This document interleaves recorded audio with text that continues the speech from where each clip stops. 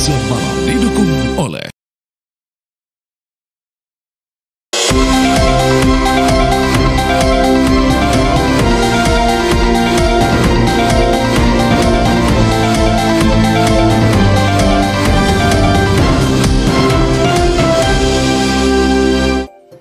Assalamualaikum warahmatullahi wabarakatuh. Halo, selamat malam pemirsa. Kembali lagi Apa Kabar Indonesia menemani istirahat malam hari Anda. Saya Caca Anissa bersama dengan Ken Ane.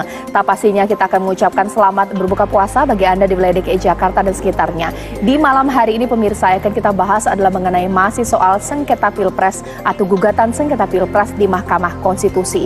Tapi malam hari ini kita bahas adalah wacana pemanggilan 4 menteri sebagai saksi. Ini yang kemudian menuai pro dan kontra, khususnya dari 02 beranggapan kalaulah memang 4 menteri harus datang menjadi saksi, boleh juga kemudian dipanggil Megawati Soekarno Putri menjadi saksi. Itu yang akan saya bahas malam hari ini, Kan? Ya, selain itu juga Apa Kabar Indonesia Malam akan mengajak Anda pemirsa untuk melihat kembali peristiwa yang menggegerkan publik, di mana beberapa waktu lalu ini ditemukan adanya BBM ataupun bensin yang tercampur dengan air di salah satu SPBU di wilayah Bekasi, Jawa Barat. Sebenarnya bagaimana kronologi dari para pelaku akhirnya melakukan proses pengoplosan BBM tersebut dengan menggunakan air hingga akhirnya terdistribusi kepada masyarakat. Kami akan hadirkan informasi selengkapnya untuk Anda di Apa Kabar Indonesia Malam.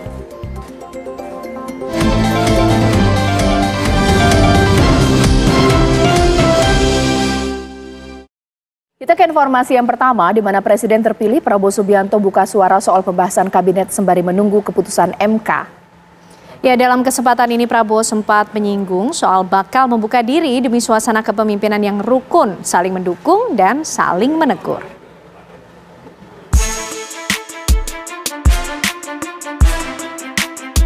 Prabowo Subianto buka suara soal pembahasan kabinet usai ditetapkan oleh Komisi Pemilihan Umum sebagai presiden terpilih. Sembari menunggu hasil gugatan sengketa pemilu di Mahkamah Konstitusi, Prabowo mengaku sudah menggodok susunan pemerintahan baru bersama sang wapres terpilih Gibran Rakabuming Raka.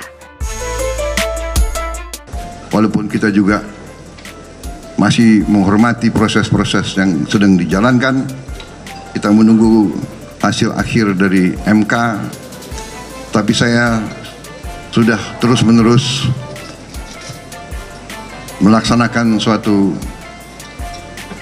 diskusi-diskusi, brainstorming, pengumpulan keterangan, pengumpulan data, dan melaksanakan persiapan yang sebaik-baiknya. Bersyukur bahwa kita memang bagian daripada koalisi Indonesia Maju.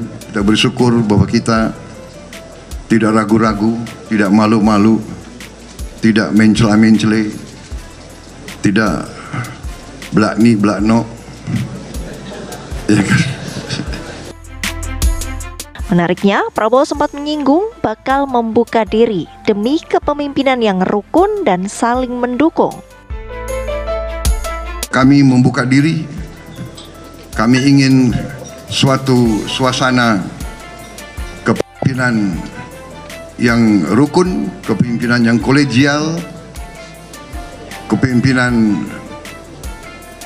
terdiri oleh para sahabat,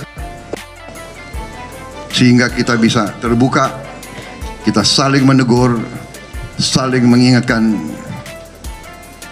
dan saling mendukung.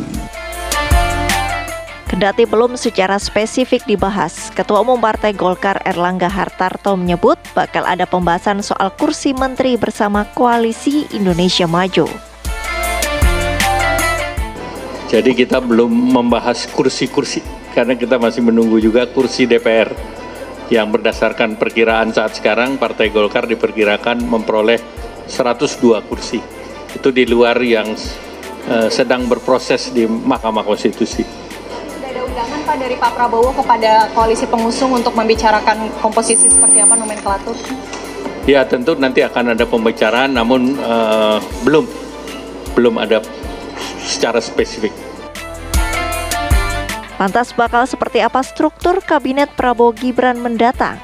Mungkinkah diisi oleh partai politik Koalisi Indonesia Maju atau ada kejutan pendatang baru yang ikut merapat di pemerintahan? Tim TV One mengabarkan. Ketua Umum Partai Demokrat Agus Harimurti Yudhoyono menyebut dirinya sudah diminta Presiden terpilih Prabowo Subianto menyiapkan kader-kader terbaik dari Partai Demokrat untuk mengisi kursi menteri. Ya, benar sekali, kendati kursi menteri menjadi hak prerogatif dari Presiden, Partai Koalisi Pengusung Prabowo Gibran kini pun mulai berhitung alokasi menteri yang akan didapat.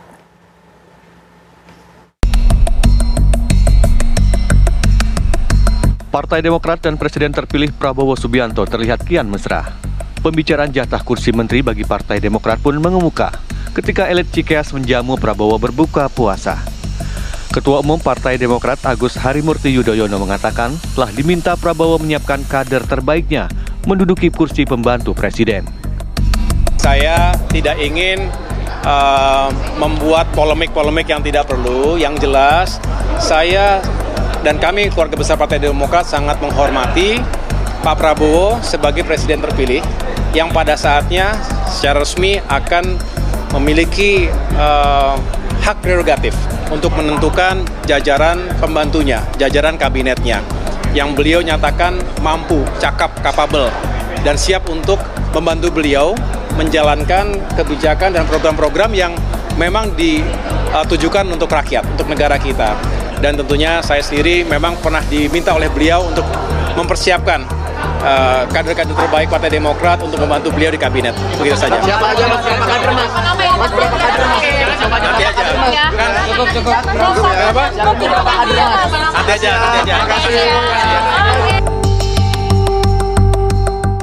Posisi Demokrat kini pun dinilai menguntungkan meski berada di gerbong terakhir pengusung koalisi Prabowo Gibran. Posisi AHY yang kini sebagai menteri dan diyakini berlanjut di kabinet Prabowo juga disebut-sebut menjadi tabungan politik putra Cikeas. Karena apa? Yang pertama tadi itu penting loh, Demokrat bisa masuk ke pemerintahan sebelum pemilu usai. Yang kedua, regenerasi dari Partai Demokrat ini berjalan. Karena AHY-nya sudah masuk ke pemerintahan. Artinya sebagai ketua umum, bahkan kemarin itu di Koalisi Indonesia Maju yang masuk ke DPR ya, satu-satunya ketua umum yang tidak mendapatkan jabatan menteri kan cuma dia tuh kemarin. Nah sekarang dia sudah masuk. Artinya apa? Regenerasi di Partai Demokrat ini bisa berjalan. SBY bisa tetap saat ini karena anaknya sebagai ketua umum sudah punya jabatan. Yang artinya ini adalah tabungan yang berharga sekali bagi AHY untuk bisa maju nanti di 2029. Sebelumnya Partai Golkar percaya diri menyebut berperan besar memenangkan pasangan Prabowo Gibran di Pilpres 2024. Apalagi pemilu legislatif memunculkan Golkar sebagai partai yang meraup peningkatan suara signifikan. Selain itu, Wakil Prabowo Gibran Raka Buming Raka juga hasil rekomendasi Partai Golkar. Tentu di Kabinet Prabowo Gibran, Golkar memiliki posisi tawar tinggi di antara partai koalisi, yakni Gerindra, PAN, Demokrat, PSI, PBB, dan Gelora. Jadi memang benar bahwa Partai Golkar betul-betul di depan untuk memenangkan Pak Prabowo dan Mas Gibran. Dan saya sampaikan ke Pak Prabowo kontribusi Golkar ke Pak Prabowo, karena kita 15 dari 58%, maka kita kontribusi 25% Pak Prabowo. Jadi kalau 25%, kalau bagi-bagi ya banyak-banyak sedikit boleh lah. Kalau yang kita sebut 5 itu minimalis. Tapi kalau dihitung proporsinya 25%, room masih banyak. Kontribusi penting Partai Golkar memenangkan pasangan Capres-Cawapres Prabowo Gibran terlihat dari 75 hingga 80% konstituen Partai Golkar memilih Prabowo Gibran. Dan yang di Pilpres juga kita mencatat bahwa pada Pilpres inilah kita menorehkan sejarah bahwa konstituen Partai Golkar ya itu sebanyak 75-80% itu memilih pasangan 02 ya. Kita sudah mengikuti Pilpres beberapa kali, termasuk terakhir 2019 kita mendukung Pak Jokowi, itu konstituen Partai Golkar sekitar 63% ya. Jadi ini artinya soliditas partai sampai ke tingkat konstituen kita itu sudah sama panjangannya, linear gitu loh. Nah, jadi Ya wajar saja kalau kemudian Pak Erlangga berharap ada apresiasi ya yang diberikan oleh Pak Prabowo, dan kemudian juga patut dihargai oleh partai-partai politik lain di dalam koalisi. Golkar kita punya kader banyak sekali, jadi dan siap ditempatkan di mana, baik di legislatif. Berarti sudah ada permintaan, berarti sudah ada permintaan. Apa? Belum ada. Tapi sudah ada perintah berarti dari Pak Prabowo. Belum. Kita puasa dulu aja. Ya, terima kasih. Soal kabinet, PAN menyerahkan sepenuhnya ke Prabowo. Menteri dinilai menjadi hak prerogatif Presiden. Kalau PAN kira-kira ada bakal minta kursi nggak kira-kira? Hak prerogatif Presiden, terserah beliau. Berarti ada komunikasi ke Prabowo gitu Pak? Udah ada persiapan belum Pak? Ya hari-hari ini jadi besar dengan Pak Prabowo barusan. Oh, lah ini kan rapat lama 2 jam sama Pak Prabowo kan. Tim TV One mengabarkan. Sementara itu pemirsa, Presiden terpilih Prabowo Subianto akan berkunjung ke Cina pada hari Minggu besok. Ya, Prabowo akan bertemu dengan Presiden Cina Xi Jinping dan Perdana Menteri Cina Li Qiang.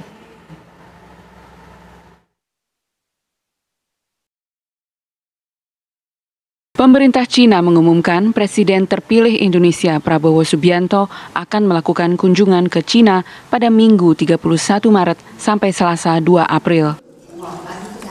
Kunjungan dilakukan Prabowo atas undangan Presiden Cina Xi Jinping. Pemerintah Cina menjelaskan Prabowo akan bertemu dengan Xi Jinping dan Perdana Menteri Li Qiang. 普拉博沃先生将中国作为当选总统后的首访国家，充分体现了中印尼关系的高水平。双方将以此访为契机，进一步巩固传统友谊，深化全方位战略合作，推进中印尼发展战略对接，打造发展中大国命运与共、团结协作、共谋发展的典范，为地区和全球的发展注入更多的稳定性和正能量。 Presiden Cina Xi Jinping adalah salah satu pemimpin dunia yang pertama menelpon Prabowo sejak KPU menetapkannya sebagai presiden terpilih. Xi Jinping juga salah satu yang pertama menyurati Prabowo setelah hari pemungutan suara 14 Februari lalu. Surat Xi Jinping kepada Prabowo disampaikan oleh Duta Besar Cina untuk Indonesia, Lu Kang, yang sekaligus membicarakan berbagai isu penting kedua negara. Ya, usai jeda pemirsa, apa kabar Indonesia Malam tentu masih akan menemani Anda dengan sejumlah informasi lainnya. Kembali lagi di Apa Kabar Indonesia Malam, pemirsa, lebih dari 760 pemudik berangkat dari Pelabuhan Sampit, Kota Waringin Timur, tujuan Pelabuhan Surabaya dan Semarang. Ya, para pemudik rela berdesakan untuk bisa mendapatkan tempat di kapal. Sejak awal Ramadan lalu, pemirsa, 3.500 pemudik telah berangkat dari Pelabuhan Sampit. Jumlah pemudik tahun ini diprediksi naik dibandingkan dengan tahun lalu. Lebih dari 760 pemudik berangkat dari Pelabuhan Sampit, Kota Waringin Timur, tujuan Pelabuhan Surabaya dan Semarang. Para pemudik rela berdesakan untuk bisa mendapatkan tempat di kapal. Sejak awal Ramadan lalu, 3.500 pemudik telah berangkat dari Pelabuhan Sampit. Jumlah pemudik tahun ini diprediksi naik dibanding tahun lalu. Di Terminal Ahmad, yakni Ternate, Maluku Utara, pemudik juga telah mulai berdesak-desakan naik kapal demi pulang ke kampung halaman. Kapal membawa para penumpang dari Ternate menuju Ambon dan Namlea, Maluku, Bau-Bau, Makassar di Sulawesi hingga Surabaya dan Jakarta. Di antara para penumpang terdapat 300 pemudik yang menggunakan mudik gratis tujuan Ambon. Sedangkan penumpang reguler berjumlah lebih dari 2.300 orang. Jumlahnya meningkat dibanding tahun lalu. 2 pekan menjelang Hari Raya Idul Fitri 1445 Hijriah, pemudik mulai ramai di Bandara Soekarno-Hatta, Tangerang, Banten. Kebanyakan pemudik mengaku pulang ke kampung lebih awal karena harga tiket akan menjadi semakin mahal mendekati Lebaran. Pengelola Bandara Soekarno-Hatta mencatat untuk Sabtu 30 Maret hari ini ada sekitar 105.000 penumpang dengan pergerakan pesawat 866 penerbangan. Kepadatan penumpang dipastikan akan terus bertambah dari hari ke hari hingga mencapai puncaknya 4 hari jelang Lebaran atau pada 6 April mendatang. Tim TV One mengabarkan. Pemudik Lebaran 2024 hari ini mulai memadati stasiun Pasar Senen, Jakarta Pusat. Sementara itu ribuan penumpang kereta api memadati stasiun Tugu Yogyakarta pada libur panjang, libur Paskah.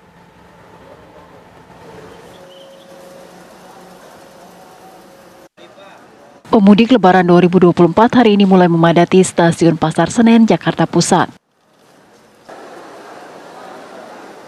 Warga memadati stasiun Pasar Senen meski masa angkut Lebaran yang ditetapkan PT KAI Daob 1 Jakarta berlangsung pada 31 Maret hingga 21 April mendatang. Tercatat 10.500 penumpang kereta jarak jauh diberangkatkan dari stasiun Pasar Senen pada hari ini.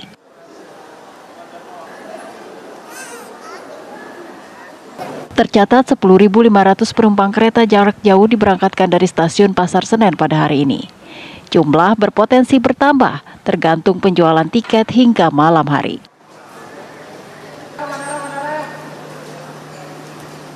Selama masa angkut Lebaran, PT KAI menyediakan lebih dari 957.000 tiket. 57% sudah terjual.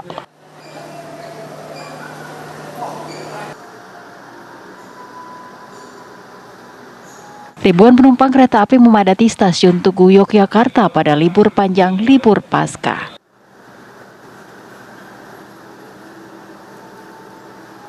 Sejak Kamis jumlah penumpang mencapai lebih dari 43.000 atau naik 13,6% dari pekan sebelumnya.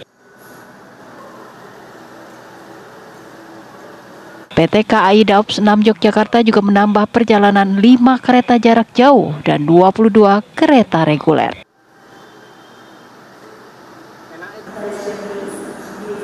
Tujuan keberangkatan favorit yakni Jakarta, Bandung, Madiun, Surabaya, dan Banyuwangi. Sementara untuk penumpang turun memilih di stasiun Tugu Yogyakarta, Lempuyangan, Solo, dan Klaten. Kelima KA tambahan yakni KA Taka Yogya Gambir, KA Manahan Solo Balapan Gambir, KA Lodaya Solo Balapan Bandung, serta KA Sancaka Yogya Surabaya. Tim TV One mengabarkan. Lalu bagaimana situasi di Stasiun Senen Jakarta? Kita tanyakan langsung kepada rekan kami Ikra Anggana di sana. Ikra, silakan. Baik, selamat malam Caca dan juga pemirsa. Untuk situasi langsung di Stasiun Pasar Senen ini pasca buka puasa, ini keadaan sudah mulai lebih ramai daripada jam-jam sebelumnya, di mana memang di hari ini tadi puncak kepadatan kami pantau ini pada siang hari sekitar pukul 13.00 waktu Indonesia Barat, dan sekarang di sini kami melihat sudah banyak keluarga ataupun masyarakat yang membawa anak keluarga dan juga koper barang bawaan, koper kecil dan juga koper-koper besar yang mengisi di Stasiun Pasar Senen Jakarta Pusat ini. Dan dari informasi yang kami terima dari Humas KAI Daerah Operasional 1 Jakarta, Caca dan juga pemirsa, hari ini PT KAI Daob 1 berhasil menjual sedikitnya 12.000 kereta api jarak jauh berbagai destinasi yang ada di Pulau Jawa, mulai dari kota Surabaya, kota Malang, kota Yogyakarta, kota Semarang, dan lain sebagainya. Dari informasi yang kami terima juga, di mana selama masa periode Lebaran pada tanggal 31 Maret hingga 21 April 2024 atau sekitar H-10 dan juga H+10 Hari Raya Idul Fitri 1445 Hijriah, ini dijelaskan bahwa PT KAI menyediakan 1.677 kereta api jarak jauh. Di antaranya rata-rata keberangkatan ini ada sekitar 77 keberangkatan perharinya. Dan untuk sampai saat ini kami meriksa penjualan tiket kereta api H-3 pada tanggal 8 hingga Hari Raya Idul Fitri, ini rata-rata sudah 95% ini tiket kereta api terjual, atau sekitar 43.000 keberangkatan akan diberangkatkan dari Stasiun Senen dan juga Stasiun Gambir menuju beberapa destinasi kota yang ada di Pulau Jawa.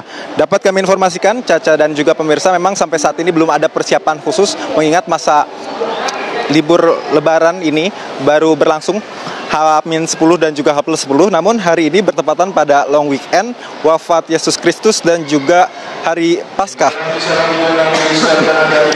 Di mana data yang kami terima juga terdapat penurunan penumpang.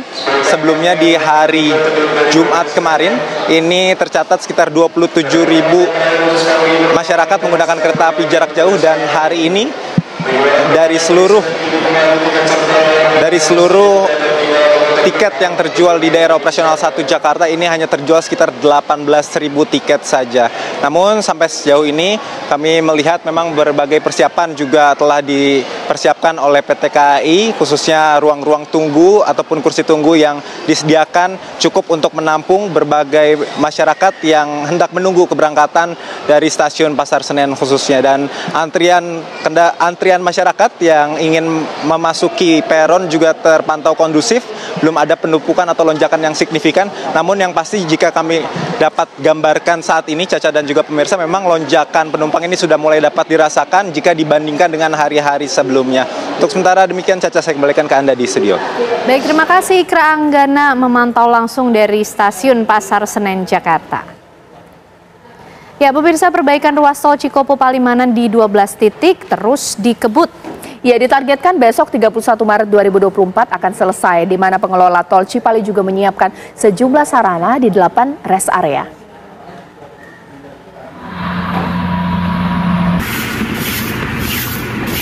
Menjelang arus mudik Hari Raya Idul Fitri, perbaikan ruas tol Cipali yang semula berada di 12 titik kini menyisakan 4 titik, mulai dari kilometer 120, 140, 175, dan 179 Kabupaten Majalengka, Jawa Barat. Untuk memastikan perbaikan ruas tol Cipali tepat waktu, pihak Astra Infra Solution serta kepolisian melakukan peninjauan ke lokasi perbaikan.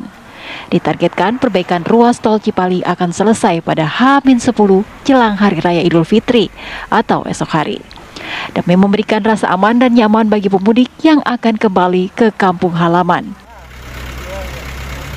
Kalau tekstur jalan, perbaikan masih ada beberapa titik yang berjalan, namun dipastikan H-10 itu sudah selesai dan tidak ada pekerjaan di lapangan. Dari 12 titik berapa sisanya, Kang?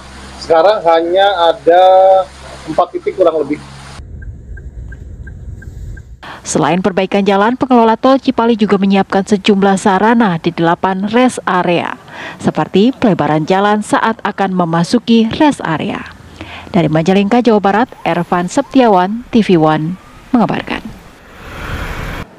Kita ke informasi selanjutnya, pemirsa. Supir truk MI yang menyebabkan kecelakaan beruntun di gerbang tol Halim mengaku siap bertanggung jawab. Remaja berusia 18 tahun itu nekat menghantam sejumlah kendaraan karena merasa jengkel di jalanan dan mengakibatkan 4 orang terluka.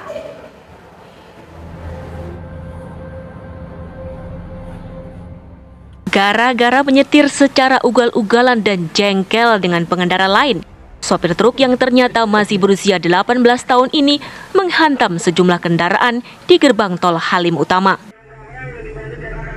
Aksi truk dengan kecepatan tinggi itu terekam jelas kamera amatir warga lain yang melintas pada Rabu pagi. Akibatnya, sejumlah kendaraan mengalami ringsek, bahkan korban luka 4 orang. Sopir truk MI mengaku siap bertanggung jawab karena tak bisa mengendalikan emosi. Nah, saya tanggung jawab semuanya. Iya. Awalnya kamu sebelum gerbang terjadinya kecelakaan itu, kamu ada serempetan sama mobil nggak? Enggak. Iya. Nah, terus mendekat gerbang itu kecepatanmu berarti nggak bisa direm? Iya. Berarti kecepatan tinggi? Iya. Kira nabrak kendaraan di depannya. Berarti remmu nggak berfungsi ya? Ya berfungsi tapi terangkat mobil saya, Pak. Nyerempetnya di mana? Ya di tol itu tadi. Pas di gerbang tol? Ya gerbang tol, pas keluar tol saya habis makan. Mau makan, kata dia, saya kan nggak bisa nong jalan. Tapi yang punya warungnya itu nggak percaya, Pak. Terus? Mana ya? Setelah kamu nyerempet? Saya tabrak mobil itu. Oh, kamu tabrak? Iya. Berarti kamu tabrak? Saya jengkel. Saya berani tanggung jawab gitu. Penyidik Dirlantas Polda Metro Jaya telah berkoordinasi dengan Balai Pemasyarakatan untuk menangani kasus yang melibatkan anak di bawah umur sebagai tersangka. Tim TV One mengabarkan.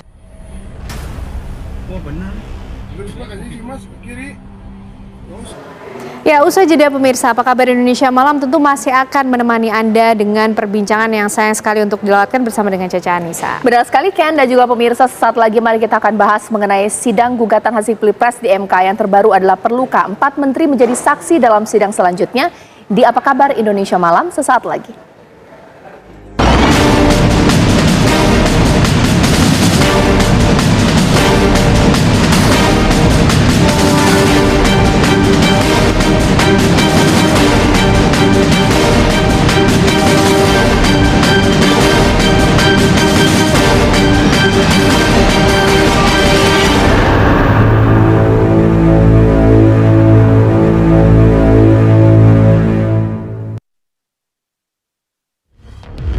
Tim hukum Anies Muhaimin dan tim hukum Ganjar Mahfud kompak meminta Hakim Mahkamah Konstitusi menghadirkan beberapa menteri Kabinet Indonesia Maju di sidang sengketa hasil pemilihan Presiden 2024. Permintaan menghadirkan menteri-menteri pembantu Presiden Jokowi mencuat dalam sidang sengketa pemilu di Mahkamah Konstitusi hari Kamis 28 Maret 2024 lalu.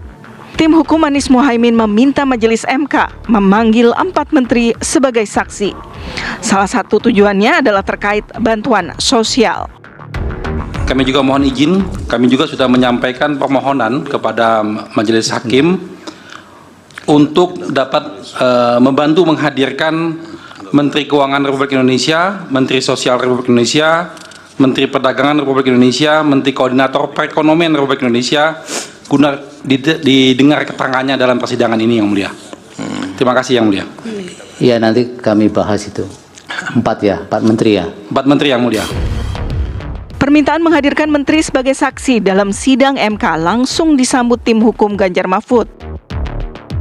Dari paslon 1, sebab kami juga ingin mengajukan hal yang sama, Yang Mulia. Kami banyak sekali mengajukan hal-hal yang berkaitan dengan bansos, kaitannya dengan kebijakan fiskal dan yang lain-lain, maka kami juga ingin mengajukan permohonan yang sama, tapi karena sudah diajukan oleh pemohon 1, kami mendukung apa yang disampaikan oleh pemohon 1, demikian juga dengan usulan pemohon 1 untuk Menteri Sosial. Paling tidak 2 kementerian ini yang kami anggap sangat penting, sangat vital, dan kami mohon perkenan Majelis Hakim untuk mengabulkan permohonan tersebut. Namun, permintaan menghadirkan menteri dalam sidang sengketa pemilu direspon tim hukum Prabowo Gibran. Majelis Hakim diminta mempertimbangkan relevansi pemanggilan menteri dalam sidang MK. Semuanya nanti akan diserahkan kepada keputusan Yang Mulia, tapi sehubungan dengan permohonan daripada 01 untuk memanggil dari pihak menteri dan sebagainya, kami hanya mohon dipertimbangkan saja bahwa mengingat ini bukan pengajuan perkara ini bukan perkara pengajuan norma, tapi ini adalah satu sengketa di mana menurut kami adalah berlaku asas actori incumbit probatio, bahwa barang siapa yang membuktikan haknya maka dia harus berbukti ada pada penggugat, maka pemohon, maka mungkin sebaiknya itu tidak diperlukan. Kedua, bahwa perlu juga dipertimbangkan relevansi daripada kehadiran daripada Pak Menteri tersebut untuk perkara ini. Itu saja yang kami sampaikan. Baik, itu bagian dari yang nanti kami akan pertimbangkan. Menanggapi permintaan menghadirkan menteri, Ketua Majelis Hakim Mahkamah Konstitusi mengungkap MK akan melakukan rapat permusyawaratan hakim termasuk mempertimbangkan soal keberpihakan. Karena memang harus dicermati bahwa ini kan perkara interpartes ya, adversarial. Jadi ketika mahkamah harus membantu memanggil, nanti ada irisan-irisan dengan keberpihakan itu. Jadi harus hati-hati. Kecuali memang mahkamah yang memerlukan dan kemudian ingin mendengar. Tapi bukan saksi atau ahli. Kalau saksi atau ahli nanti mahkamah yang harus hati-hati soal esensi keberpihakan itu. Tapi mahkamah bisa memanggil sepanjang diperlukan oleh mahkamah. Bisa jadi yang diusulkan tadi memang diperlukan juga. Itu sangat tergantung juga dari pembahasan kami di rapat Majelis Hakim, sehingga nanti kalau dihadirkan juga mahkamah yang memerlukan, sehingga para pihak tidak boleh mengajukan pertanyaan-pertanyaan, yang membutuhkan adalah mahkamah. Pertanyaannya kemudian, akankah Mahkamah Konstitusi memuluskan permintaan tim hukum Anies Muhaimin dan tim hukum Ganjar Mahfud untuk menghadirkan menteri dalam mengurai bansos Jokowi di masa pemilu, di tengah keterangan Bawaslu yang menyatakan bansos Presiden Jokowi tidak memenuhi unsur pelanggaran pemilu. Dari Jakarta, tim TV One mengabarkan. Ini malam minggu ya, malam minggu ini pemirsa. Bahasan kita berat sekali pemirsa, karena ini memang masih diperbincangkan soal gugatan hasil Pilpres di MK pemirsa. Dan malam hari ini kita akan lebih spesifik membahasnya, perlu tidakkah menteri-menteri Kabinet Jokowi ini kemudian hadir dalam sidang MK ketika yang mau digali di sini adalah mau cari kebenaran mengenai persoalan bansos yang diberikan oleh Presiden Jokowi. Bukankah beberapa hari yang lalu Bawaslu sempat mengatakan bahwa tidak ada unsur pelanggaran ketika pembagian bansos pemirsa? Mari kita bahas di Apa Kabar Indonesia malam hari ini. Di studio TV One sudah hadir 3 narasumber kita. Yang pertama di sini pengamat politik kita Bang Kodari. Selamat malam. Assalamualaikum Bang Kodari. Malam. Ya. Mewakili 01 ada Bang Ahmad Wakil Kamal yang merupakan Direktur Sengketa Hasil Tim Hukum Amin. Selamat malam Bang. Assalamualaikum warahmatullahi wabarakatuh. Waalaikumsalam warahmatullahi wabarakatuh. Dan juga ada Bapak Firman Jayadeli, Jubir Tim Hukum Ganjar Mahfud. Selamat malam Pak Firman. Selamat malam, dan Wakil Deputi Hukum. Betul sekali, Deputi Hukum. Wakil Deputi Hukum Tim Hukum Ganjar Mahfud ya, baik. Saya mau nyapa juga pemirsa, ini mewakili 02 pastinya, Bang Nikolai Aprilindo. Selamat malam. Selamat malam. Assalamualaikum warahmatullahi wabarakatuh. Waalaikumsalam. Saya mungkin ya. Namo Buddhaya. Saya mungkin ingin pertama kali ke Bang Ahmad terlebih dahulu. Kenapa sih sampai harus 4 menterinya Jokowi hadir di sidang MK? Ini menteri punya banyak kesibukan loh. Apa urgensinya?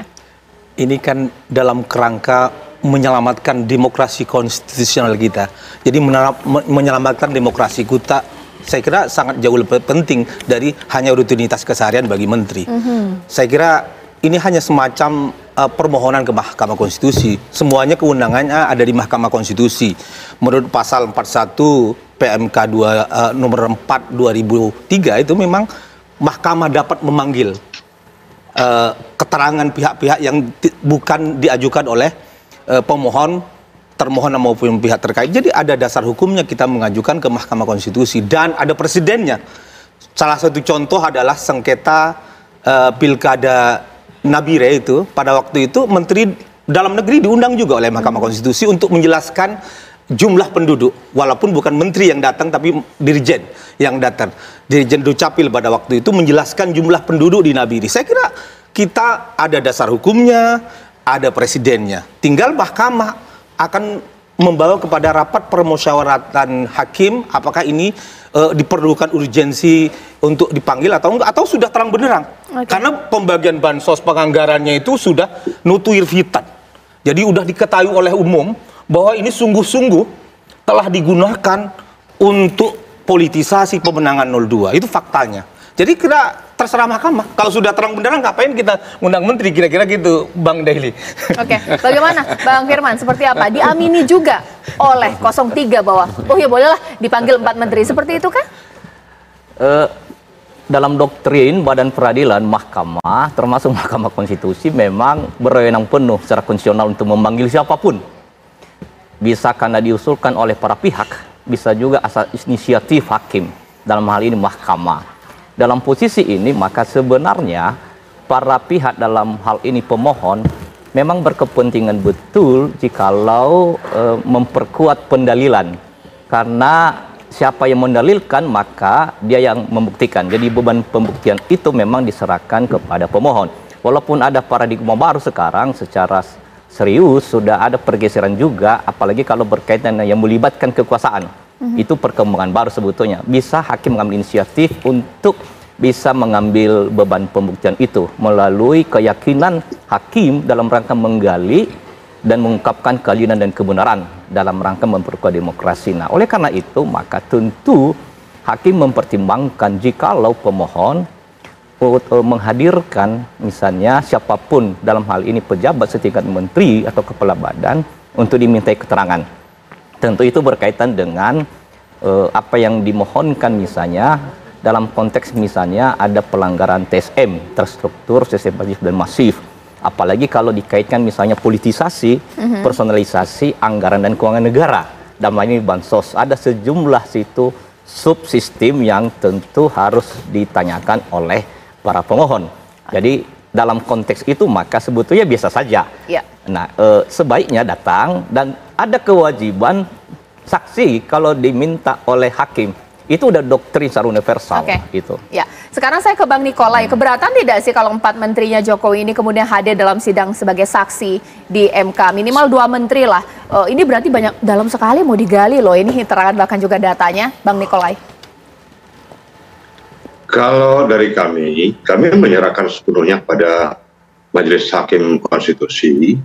Apakah merasa berwenang untuk memanggil atau tidak, itu adalah merupakan hak dan kewenangan dari Majelis Hakim yang mengadili permohonan ini. Jadi bagi kami welcome saja kalau itu menjadi permintaan dari pemohon 1 dan pemohon 2, dalam hal ini dari kubu Anies Rashid Baswedan dan Muhaimin Iskandar, demikian juga dengan dari kubu Ganjar Pranowo dan Mahfud MD. Tetapi kita kembalikan lagi kepada Majelis Hakim yang mulia, apakah menurut mereka ada relevansinya, ada urgensinya, kami kembalikan lagi. Tetapi yang mau saya katakan di sini bahwa bila kita melihat dari pokok permohonan atau dari petitum, pokok petitum dari 2 pemohon tersebut, adalah menyangkut adanya dugaan pelanggaran administrasi pemilu, utamanya secara terstruktur, sistemis, dan masif. Substansi permohonannya kan berbicara tentang adanya pelanggaran administrasi pemilu atau TSM. Demikian juga inti gugatan, namun dalilnya tersebut harus memiliki kualitas yang berkorespondensi dengan perolehan suara sebagaimana yang telah ditetapkan oleh Komisi Pemilihan Umum. Itu pertama yang perlu kami sampaikan. Dan menurut kami, memang beban pembuktian itu ada pada pemohon, di mana pemohon yang mendalilkan terjadinya pelanggaran administratif, terjadinya hal-hal yang dalam tanda kutip, menurut pemohon diduga adanya semacam tindakan-tindakan kecurangan dan sebagainya. Tetapi dalam Undang-Undang 7 tahun 2017 tentang pemilu, nomenklatur kecurangan itu tidak ada, tapi yang adalah pelanggaran administratif dan pelanggaran administratif secara TSM.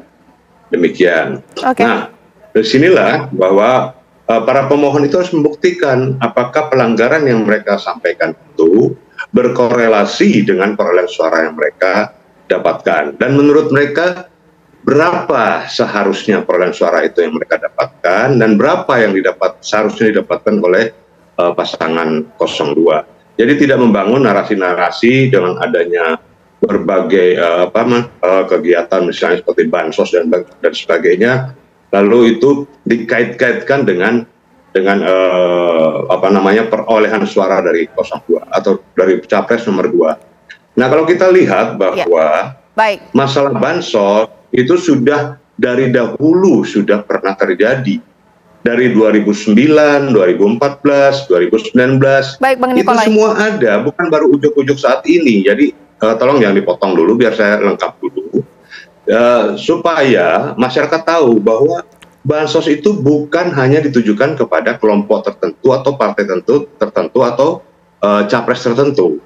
Dan bansos itu sendiri kan sudah dianggarkan dalam APBN, dan itu sudah disetujui oleh semua anggota Dewan DPR, jadi disetujui oleh legislatif. Nah, di sini kita melihat bahwa apa yang diberikan itu bukan semata-mata atau bukan ada tujuan tertentu dalam pemilihan umum khususnya Pilpres ini, tetapi memang sudah dianggarkan sejak tahun 2003, itu sudah dianggarkan dalam APBN, kemudian dalam tahun 2024 juga sudah dianggarkan dalam APBN. Jadi korelasinya tidak ada untuk menyatakan bahwa adanya kecurangan itu karena adanya bansos dan sebagainya. Dan ingat bahwa kalau bicara tentang demokrasi, menyelamatkan demokrasi, sekarang pertanyaan saya adalah, demokrasi mana yang diselamatkan? Rakyat yang telah memilih capres nomor 2 itu juga perlu diperhitungkan hak demokrasinya, hak konstitusinya, hak hukumnya. Mereka memilih yang berjumlah 96 juta lebih. Itu jangan dinafikan hal-hal itu. Oke, ditahan dulu Bang, masih ada segmen berikutnya Bang Nikolai. Iya, nanti kita akan lanjutkan lagi ya, karena nanti saya akan juga tanya kepada Bang Kodari bahwa ini jadi tidak akan selesai-selesai karena 01, 03 nanti manggil 4 menteri, minimal 2. 02 panggil juga Bu Mega. Ini apa sih maksudnya? Apakah ada unsur politis dalam pemanggilan ini? Sesaat lagi. Saya ingin ke Bang Kodari. Bang Kodari, ini kan seakan-akan yang di sini ingin mengundang 4 menteri, yang di sana ingin mengundang, ya udah Megawati juga jadi saksi juga ya. Apakah ini menandakan bahwa ada unsur politis di balik rencana wacana untuk pemanggilan menteri ini? Saya kira itu bisa dikembalikan kepada pernyataan dari Pak Ketua MK ya, yang mengatakan bahwa ini bukan perkara soal gugatan norma, tapi ini adversarial gitu, artinya ada pihak yang berhadapan-hadapan satu dengan yang lain, dan itu membuat MK sebetulnya pada posisi serba salah, maju kena mundur kena gitu. Kalau mengabulkan permohonan dari 01, 03 menghadirkan menteri, maka kemudian kalau misalnya nanti ada permohonan dari 02 untuk menghadirkan pihak tertentu, misalnya Bu Mega, lalu tidak dikabulkan, lalu ada kesan bahwa MK-nya nanti dianggap tidak netral begitu, atau tidak berimbang terhadap para kandidat gitu. Jadi saya kira ini lebih kepada semacam strategi sidang ya, walaupun saya bukan pengacara, tapi saya membacanya sebagai sebuah strategi untuk katakanlah menetralisir permintaan tersebut ya. Jadi ya nanti tentu ini akan jadi pembicaraan di antara hakim konstitusi. Bang Kodari, coba kalau kita melihat dari sisi Presiden Jokowi sebagai presiden dan juga menteri yang saat ini diwacanakan untuk dipanggil. Jikalau mereka datang atau tidak datang, menjadi serba salah tidak sih untuk mereka? Oh enggak, saya kira kalau MK sudah memanggil ya semut pun harus datang. Semut, kucing kalau dipanggil juga harus datang, kira-kira kan begitu. Salah satu. Iya, saya dipanggil, Caca dipanggil harus datang juga. Kalau nggak mau datang? Nah ini harus ditanya dengan beliau. Tapi kasih dirjennya. Kan gini, datangnya itu kan bukan harus beliau fisik ya, tetapi kan ini kan kementerian menjelaskan duduk persoalan yang sedang dijelaskan. Tapi saya kira sebetulnya nanti hakim MK pun mereka sebetulnya sudah membaca kan permohonan dari 01, dari 03, lalu jawaban dari 02, dari KPU. Saya kira beberapa pertimbangan-pertimbangan itu sudah muncul di kepala hakim Mahkamah Konstitusi. Saya tidak mengatakan bahwa mereka pasti sama ya pikiran-pikirannya, tetapi kemudian saya kira akan misalnya bansos 496 triliun begitu. Sebetulnya kan kalau orang mau usaha sedikit ekstra seperti saya kan bisa melihat bahwa itu angkanya nggak 496 triliun gitu, bahwa 185 triliun itu adalah subsidi BBM, 97 triliun subsidi listrik, dan itu sudah sangat jelas penerimanya. Kayak PLN itu subsidi listrik itu udah jelas rumah tangganya, by name by address itu. Bang, kebetulan saya punya data grafis ya, saya hadirkan dulu kepada Anda ini untuk menambah informasi kita. Ya, merupakan anggaran perlindungan sosial pemirsa sebesar 496,8 triliun. Ya pemirsa, sebenarnya Bang Kodari, orang ini ingin tahu mengenai besaran dana, apakah transparansi, ataukah memang di balik besaran dana yang memang ini menjadi tanda tanya, di mana dianggap bahwa tidak tahu ini juntrungannya asal dana, dan juga peruntukannya, atau memang ini memang pihak yang berperkara merasa tidak ada dalam sebuah kontestasi politik. Ya, jadi kalau kita bicara bansos atau dana perlindungan sosial ini saya kira ada dua persoalan ya. Pertama, pemahaman mengenai semesta dari bansos itu sendiri. Kalau saya mendengar dari pernyataan katakanlah 01 atau misalnya yang saya ingat Pak Magdir Ismail yang ngomong juga kalau nggak salah di TV One, beliau itu ketika menyebut angka 496 triliun berhenti di situ gitu loh. Seolah-olah itu semua isinya uang atau materi yang diberikan kepada pemilih. Jadi itu sendiri sebetulnya kan harus di breakdown menjadi beberapa item. Yang kedua soal pengaruh dari bansos yang diberikan kepada masyarakat. Nah, saya misalnya melihat di gugatan 01 itu ada tesis di situ, ada tulisan bahwa begitu ada bantuan sosial, maka kemudian suara 02 meningkat. Sementara bansos itu sendiri kan sebetulnya berjalan sepanjang tahun ya. Mayoritas itu berjalan sepanjang tahun. Yang kedua, sebetulnya kalau dikatakan 02 meningkat, lalu kemudian itu adalah bukti bahwa kenaikan itu adalah akibat bansos, harus dilihat juga sebetulnya tren suara dari 03 dan 01. 03 menurun, 03 menurun, tapi 01-nya stabil aja gitu. Jadi sebetulnya apakah Hakim Konstitusi melihat ini sebagai sebuah pola dan itu disebabkan oleh bansos atau soal yang lain, begitu Caca? Tapi saya ingin mengarahkan dialognya kepada ini Bang Firman. Kalaulah memang 01 dan 03 ingin meminta menterinya Pak Jokowi, 4 atau 2 menteri Pak Jokowi menjadi saksi, dari 02 ya udah Bu Mega juga dong kita minta untuk menjadi saksi. Bagaimana itu? Logikanya kan tidak menyambung. Kenapa? Karena materi permohonan itu harus dikonfirmasi oleh kejadian dan ada orang, ada pejabat yang punya otoritas untuk itu. Nah, Ibu Megawati kan bukan pejabat publik, bukan pejabat negara, bahkan bukan penyelenggara pemilu, bukan pengawas pemilu. Oleh karena itu kami dalam posisi tidak menanggapi itu, karena itu tidak ada keterkaitannya. Nah, lebih bagus kita fokus dalam kaitan dengan misalnya politisasi keuangan dan anggaran negara ini, itu memang relevan kalau menghadirkan saksi. Dan saksi itu dengan tugas tanggung jawab kenegaraan. Saya belum selesai Mbak. Mohon maaf Bang Firman, saya baru mendapat informasi bahwa terjadi kebakaran karena kita harus breaking news. Kita jeda sejenak dulu ya. Baik pemirsa, mohon maaf kami baru mendapat informasi. Kita akan mulai breaking news TV One bersama saya Cica Anissa.